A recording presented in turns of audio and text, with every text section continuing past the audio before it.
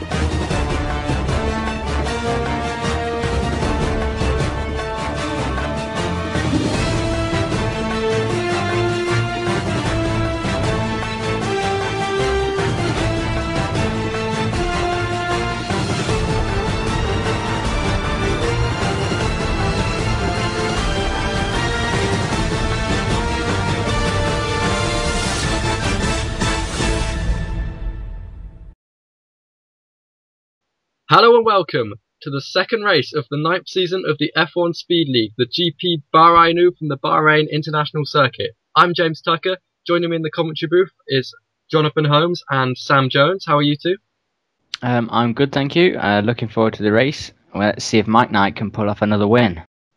I'm good, thanks. I'm looking forward to a great race today. After Mike Knight's domination from the last round, I think the Red Bulls and the McLarens will be itching to catch up. As you can see, Pell Bell's got some great success this circuit. 5 victories in the previous 8 seasons of the F1 Speed League. And Doman also has had some success at this track, winning twice, so look out for him today. However, Q1 got off to an interesting start. The big story, Kreechman from the Red Bull team goes out in Q1.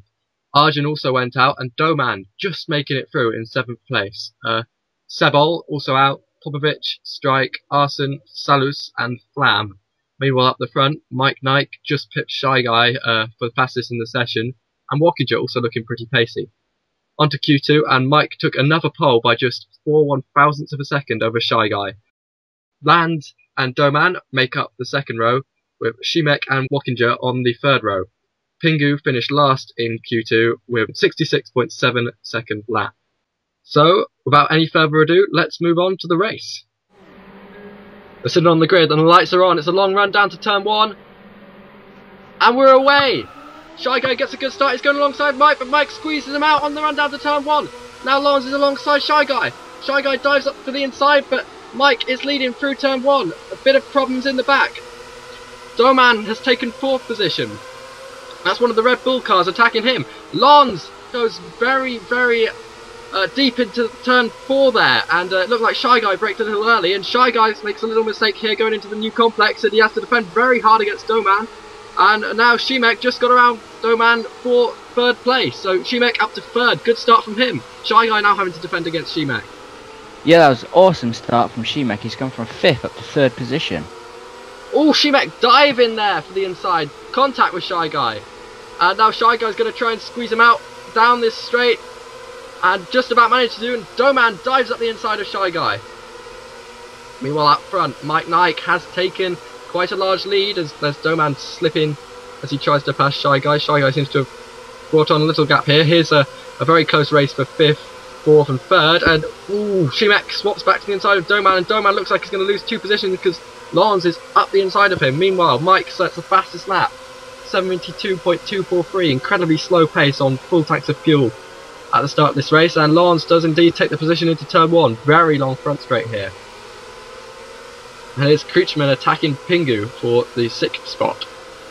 Kreechman catching up after his poor qualifying. He's looking to the outside. Pingu defending hard. Kreechman had terrible qualifying in Q2. Real surprise, and Lawrence is on the sand, and Doman gets around him. Lawrence on the sand there out of that tricky section. And that's a crucial mistake.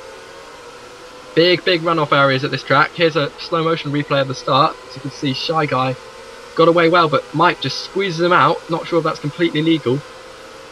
And there's Shimek in the back into turn 1. Doman on his inside, and Doman just gets on the curb and blocks him a little.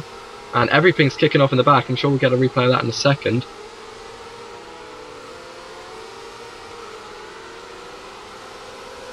And we see it again now from Pingu's point of view. He gets a fairly decent start but doesn't make up any ground at the moment.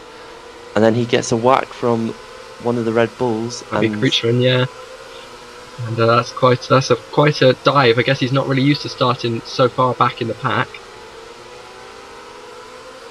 He goes up the inside though, but he catches the gravel just a little bit, and he's got the Ferrari of Strike all over the back of him. Yeah, those two Ferraris, again, having a bad qualifying, not start to the ninth season that they wanted. And there's Pingu trying to go up the inside of Wackinger in the second McLaren. Wackinger also had not the best start. Ooh, swaps back to the inside, Pingu. And now he's on the inside. Gets a great run off the corner. And Wackinger has to concede that position. He's going to fight back though. Ooh, looks like problems for Wackinger. Definite problems. And this is a disaster. Yeah, he looks like he's having technical problems of some sort because he's just parked his car there. So reliability creeping on the McLaren. That's one of the first reliability issues we've really seen. We saw Sebol having some problems last race. And that's going to cost him. His tyres look like he's a little bit on the sand there, and that's going to cost him loads in terms of tyres, in terms of obviously time. He's got back going though, but he's going to struggle because passing on this track is an absolute nightmare. Yeah, you can see there's Popovic who was stalled on the grid. He lost a few positions, and ooh, look at Arjun in the HRT going right over the sand in turn 1. Completely misjudged his braking point.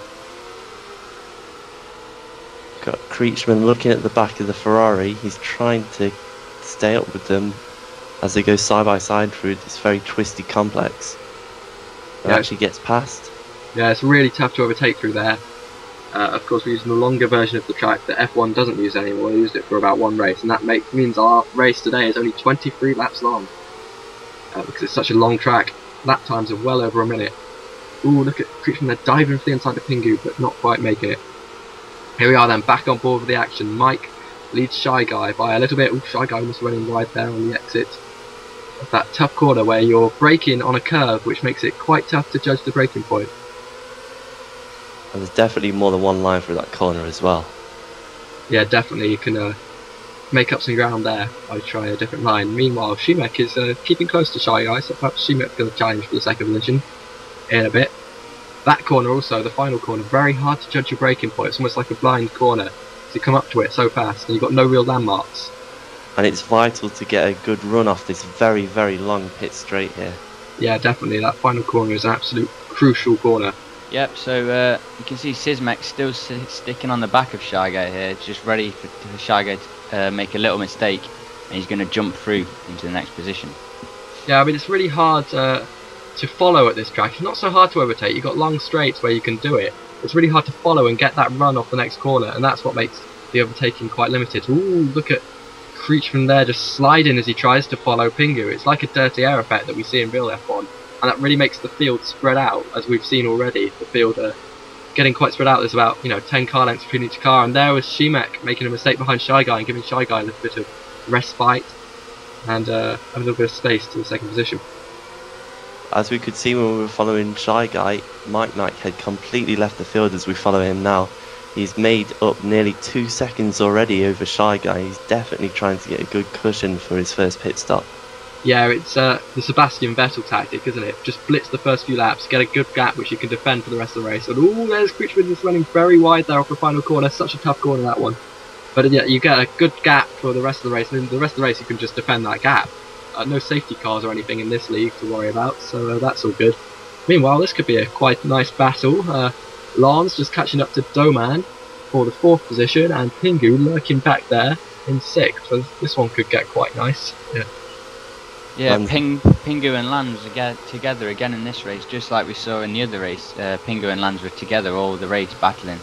Yeah, so maybe that battle will continue. The strategy, of course, also, these tyres wear out so fast, so they want to swap to new tyres as fast as they can, because you have to make a pit stop in this league. So they want to swap to the new tyre. Oh, Pingu diving for the inside against Lons, but doesn't quite pay out. You want to get on the new tyres really fast, so around lap 8 we're thinking for pit stops. Oh, and Doman there sliding, and Lons is going to try and squeeze up the inside and just about finds a gap. And now Pingu's got to run, but he can't quite make it stick, but he's got to go run around the outside this time, but oh! Was that a little bit of blocking there? Well, because he couldn't get a run on the white line, because the white line's a lot slower than the main track. Look at this, these three. Line astern on the straight, can't be much more than half a car length between them. Doman is right on Lons' gearbox, and Pingu is now right on Doman's gearbox. Into turn 1, what's going to happen? Ooh, just about managed to make it through. Slight little bit of contact, but everyone managed to come round that corner without going off. Yeah, meanwhile, on board with the sister Toro Rosso, and Mike just put in a gap. He already has 6 seconds back to his teammate, and nobody in sight. Just like Australia for Mike. But as in Australia, Mike was slower in the second half of the race, so this race isn't over yet. No, of course not. Perhaps he's going to do a different strategy to everyone else, as we saw in Australia, which did a 1-stop, or as everybody else did a 2-stop. However, we think that 1-stop... Ooh, and Pingu going again for diving tactics, this time on Doman. Not working out again. But maybe Mike will do a different strategy, because we do think 1-stop is the way to go, because you'll pit once early and then you'll stay on the same tyres for the rest of the race, just try and nurture them to the end of the race. Because as your fuel speeds up, you'll speed up, so tyres make less of a difference later in the race than they do early in the race. But we'll see. There might be some people who go for multi-stop strategies. Also, a problem with that is that the pit lane is so long. It's very hard to make up the time lost from the pit stop on new tyres. And there are so few laps in this race because the laps are just so long. There's only 23 laps in total. Yeah, that's just right. There's only 23 laps in the race, so you know, not many actual opportunities to pit, perhaps. Meanwhile, here we are on board with Pingu. He's looking at Doman, but not quite managing any moves yet. And Kryman's caught up now, so he's got a good chance of gaining a couple more positions before the pit stops. Yeah, I think this is going to be a really crucial time. This time before the pit stops, and most crucially after the pit stops. Will someone pit early to get some more time on the new tyres, but then have 1 lap older tyres? Meanwhile, Pingu got quite a bad run off that corner. He's going to have to defend. Ooh, Creechman might attack, but this one's a hard one to overtake, and not much braking. Pingu's sliding through it. And will Creechman go around the outside here? Yes, he will. Good pass. What a move. Even after making contact with the rear end of Pingu, he still manages to get more drive off the corner. Yeah, great pass from Creechman, and crucial at this time, but he goes onto the sand on the inside of the final corner, and Pingu gets it back. That final corner is so tough, and Šimek is in the pits from the 3rd position.